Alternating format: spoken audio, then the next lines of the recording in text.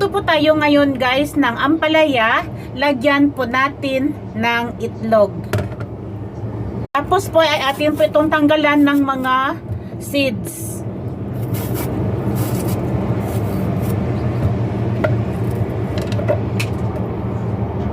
At atin pong hihiwain guys.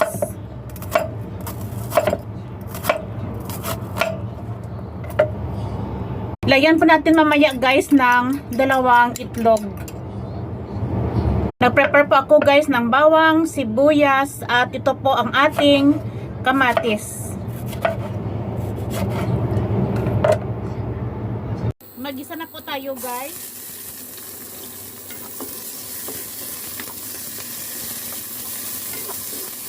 Ilagay ko po ang bawang, sibuyas, kamatis.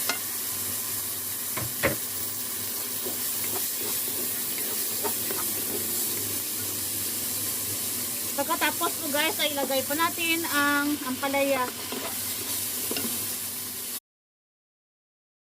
Ito na po guys. Thank you for watching. Bye bye.